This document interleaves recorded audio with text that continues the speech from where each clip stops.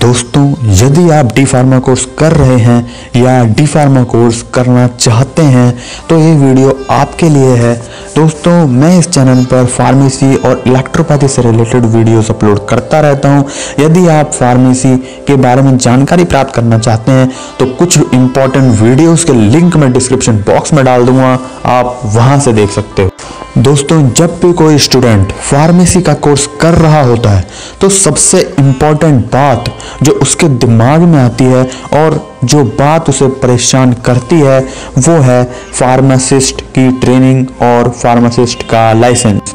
दोस्तों, फार्मासिस्ट की ट्रेनिंग कब होती है या कब मिलती है, ये कितने टाइम की होती है, ये ट्रेनिंग कब तक हमें पूरी करनी होती है, क्या इस ट्रेनिंग की कोई टाइम लिमिट होती है, फार्मासिस्ट का ट्रेनिंग लेटर कब मिलता है, लाइसेंस के लिए कब अप्लाई कर सकते हैं। दोस्तों, आज सब कुछ बताऊंगा इस वीडियो में, तो वीडियो आपके लिए पूरी देखना जरूरी है। दोस्तों, सबसे पहले हम बात करते हैं कि ट्रेनिंग लेटर कब मिलता है। दोस्तों, डी फार्मा 2 साल का कोर्स है। जब आप सेकंड ईयर यानी लास्ट ईयर या फाइनल ईयर के फाइनल एग्ज़ाम दे देते हो, मोस्टली कॉलेजेस में ट्रेनिंग लेटर बच्चों को तभी दिया जाता है।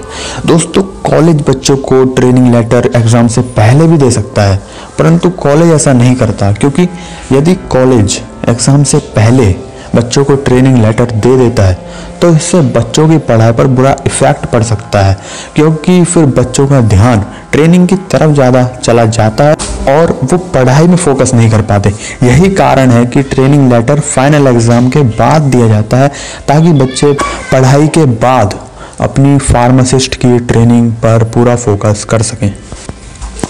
दोस्तों, अब जान लेते हैं कि फार्मासिस्ट की ट्रेनिंग कितने टाइम की होती है। दोस्तों, फार्मासिस्ट की ट्रेनिंग 500 घंटे की होती है, जो कि डेली 6 घंटे के हिसाब से 84 दिन की ट्रेनिंग होती है। और इन 84 दिनों में वही दिन गिने जाते हैं जिस दिन आप ट्रेनिंग के लिए जाते हो, जिस दिन आपकी अटेंडेंस लगती है। मतलब क्या हुआ इसका? दोस्तों, इसका मतलब ये हुआ कि इन 84 दिनों में रविवार और छुट्टियां और सरकारी छुट्टियां नहीं गिनी जाती। इसमें केवल वही दिन गिने जाते हैं जिस दिन आप ट्रेनिंग के लिए जाते हो। यदि आप किसी दिन बीमार हो जाते हो और ट्रेनिंग के लिए नहीं जा पाते तो वो दिन भी आपकी ट्रेनिंग में नहीं गिना जाता।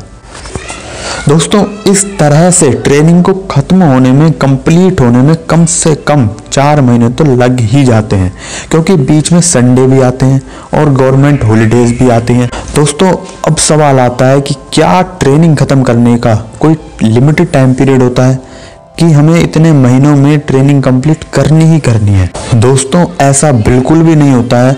ट्रेनिंग फिनिश करने के लिए आपके ऊपर कोई बाउंडेशन नहीं होती है कि आपको इस लिमिटेड टाइम पीरियड में ट्रेनिंग फिनिश करनी ही करनी है। दोस्तों, यदि आप टाइम से अपनी ट्रेनिंग पूरी कर लेते हो तो ये आपके लिए ही सही रहता है। यदि आप अपनी पर्सनल कोई छुट्टी नहीं करते हो तो आपकी ट्रेनिंग 3 से 4 महीनों में पूरी हो ही जाती है। जितनी जल्दी आपकी ट्रेनिंग पूरी होगी उतनी जल्दी आप लाइसेंस के लिए अप्लाई कर सकते हो। दोस्तों, यदि आप ज़्यादा छुट्टी करते हो ट्रेनिंग के दौरान, उतना ही ज़्यादा ट्रेनिंग का टाइम बढ़ जाता है और फिर ट्रेनिंग खत्म होने में और ज़्यादा टाइम लग जाता है, जिससे आपके लाइसेंस में और ज़्यादा देरी हो सकती है। इसलिए आपको जल्द से जल्द ट्रेनिंग अपनी फिनिश कर ही लेनी चाहिए। दोस्तों, अब सवाल पूछा जा सकता है कि कॉलेज से मिले ट्रेनिंग लेटर को हमें कहाँ लेकर जाना है? क्या ट्रेनिंग के लिए हॉस्पिटल डिसाइड करना हमारे हाथ में होता है? तो दोस्तों, कॉलेज से आपको जो ट्रेनिंग लेटर मिलता है उस ट्रेनिंग लेटर की फोटो स्टेट के साथ आपको अपने डॉक्यूमेंट्स की फोटो स्टेट को किसी भी गवर्नमेंट हॉस्पिटल में सीएमओ ऑफिस में जमा कराने होते हैं। चीफ मेडिकल ऑफिसर को ट्रेनिंग के रिगार्डिंग एक एप्लीकेशन भी लिखनी होती है। अप्लाई करने के कुछ टाइम बाद लिस्ट आ जाती है। अब ये बात भी जरूरी नहीं कि पहली बार अप्लाई करने पर आपका नाम लिस्ट में आ ही जाएगा। कई बार बच्चों को अगली लिस्ट का इंतजार भी करना पड़ जाता है।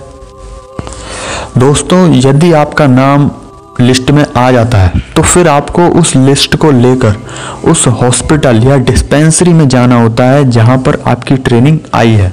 अब यहाँ पर बच्चों के मन में सवाल उठता है कि मेरी ट्रेनिंग मेरे घर से कितनी दूर आएगी, क्या मेरी ट्रेनिंग घर के पास आएगी या दूर। दोस्तों, ज़्यादातर बच्चों की ट्रेनिंग उनके घर के कुछ किलोमीटर्स के दायरे में स्थित हॉस्पिटल या डिस्पेंसरी में आ ही जाती है। हालांकि कुछ बच्चों की ट्रेनिंग बहुत दूर भी डाल दी जाती है।